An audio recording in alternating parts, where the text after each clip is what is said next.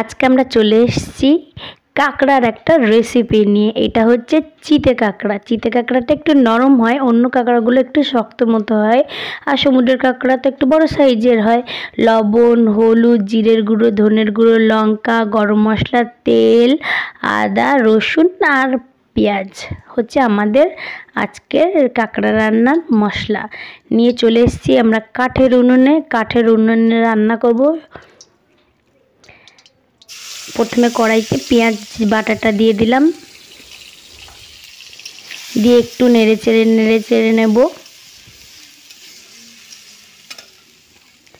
শীতকালে কাঠের উনুনে রান্না করা আলাদা সুখ।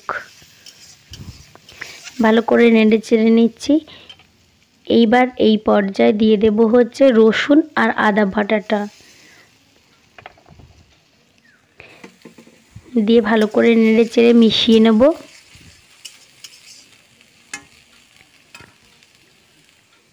আমরা কাঁকড়াটাকে আলাদা করে ভেজে নিই, এই মশলার মধ্যে দিয়েই ভালো করে কষিয়ে নেব, ভাজাও হয়ে যাবে, রান্না হয়ে যাবে। এবার এই পর্যায়ে দিয়ে দিলাম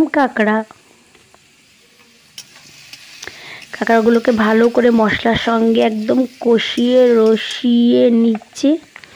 দিয়ে দিচ্ছি অল্প লবণ, অল্প হলুদ, কারণ এইটার মধ্যে আলুও যাবে না, খুব বেশি ঝোল হবে না, একদম কষা কষা মতো হবে, তাই জন্য লবণ হলুদও অনেক কম পরিমাণে দেওয়া হচ্ছে।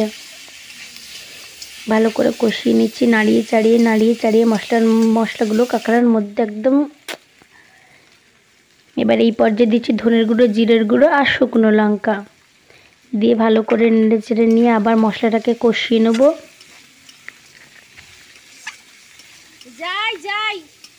সব মশলা পড়ার সঙ্গে সঙ্গে কাঁকড়ার রং পুরো চেঞ্জ হয়ে গেছে, সুন্দর লাগছে দেখতে। এই পর্যায়ে দিয়ে দিচ্ছি হচ্ছে টমেটো কুচি, দিয়ে ভালো করে নেড়ে চেড়ে নেব।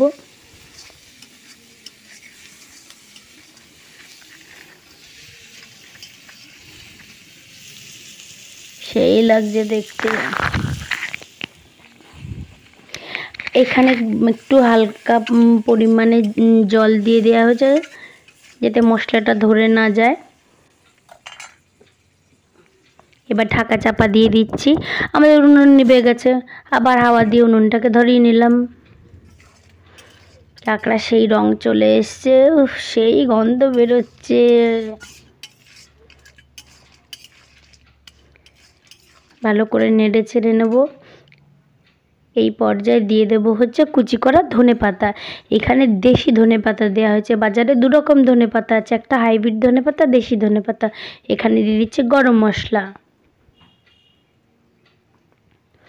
দিয়ে ভালো করে নেড়ে চেড়ে একদম কষিয়ে রসিয়ে নেব। সেই লাগছে দেখতে, সেই পাতে দেওয়ার সঙ্গে সঙ্গে একদম হাপিস। এবার আমরা কটা কাঁচা লঙ্কা দিয়ে দেওয়া হয়েছে, যদি ঝাল কারো বেশি লাগে কাঁচা লঙ্কাটা ঘুটে নেওয়া হবে। এবার কাঁকড়াটাকে আমরা একটা পাত্রে নামিয়ে নিয়েছি। সেই লাগছে দেখতে, যেমন রং হয়েছে তেমনি গন্ধ বেরোচ্ছে। সেই হয়েছে কাঁকড়া। সেই কাঁকড়া রান্না করতে বেশি সময় লাগে না, অল্প সময়ের মধ্যেও তা রান্না হয়ে যায় তাড়াতাড়ি। দেখেই জিভে জল চলে আসছে, পেলেই একদম হাপিস। আজকে দুপুরবেলার মেনুর সঙ্গে কাঁকড়াটাকে সার্ভ করাচ্ছি। এখানে চিংড়ি মাছের মাথা বাটা, পেঁপে দিয়ে ডাল, আর সেই কাঁকড়া কষা।